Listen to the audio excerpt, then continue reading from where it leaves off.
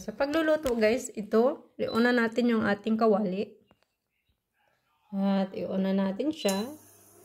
Lagyan natin ng mga 8. Painitin natin yung kawali. Habang nag-iinit yan guys, maglalagay na ako ng oil. Ito yung ating oil. Kunti lang. Tansyahin lang natin, mga ganyan.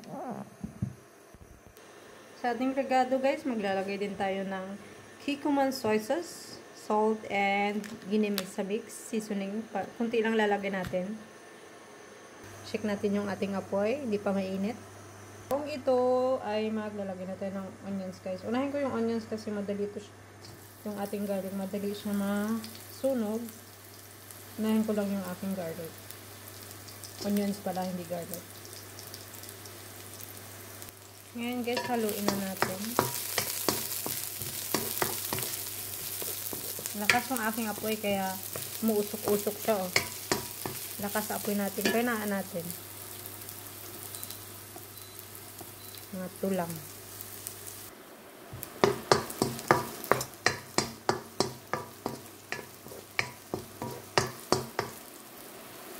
Lagay ko na guys yung aking garlic.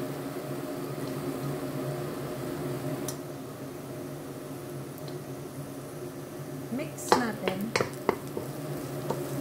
Guys, lagay ko na yung aking karne na baboy. Pinayan siya.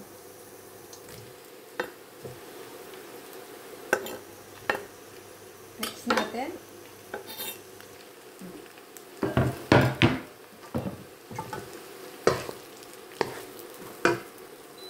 Lakasan ko na yung aking apoy at this time.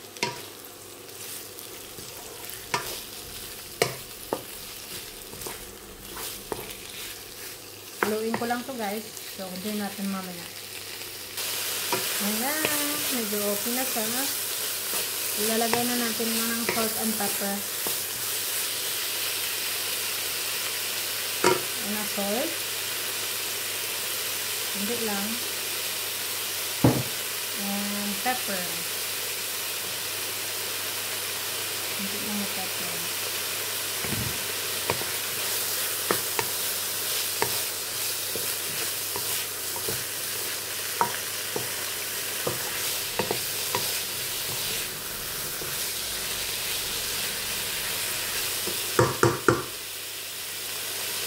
Lalagay ako din sa mix.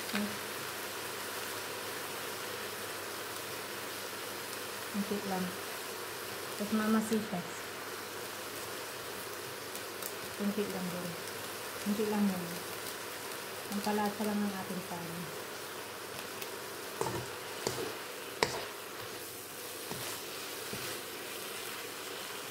Ngayon guys, maglalagay ako tubig. Kunti lang. Palambutin lang natin yung karne. Ganyan. Kunti lang siya. Takpan natin.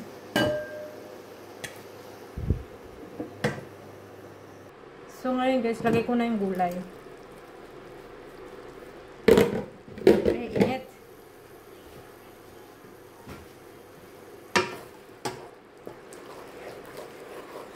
Wait lang oh. Lagay natin yung mais, kalabasa.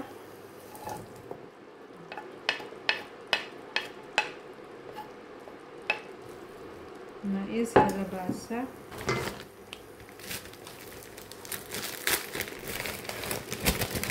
Wait lang. I'll be back.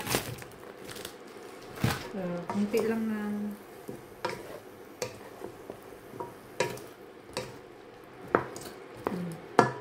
ice pa. Kaya ko na rin yung aking green beans. Wagyu beans natin. Dagdag ako ng kunting tubig.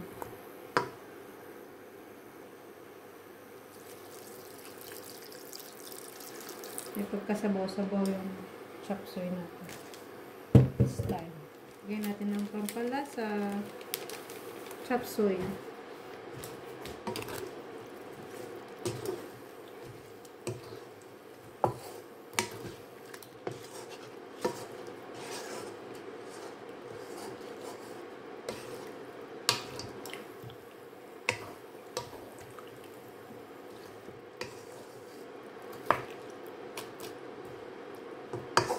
Okay.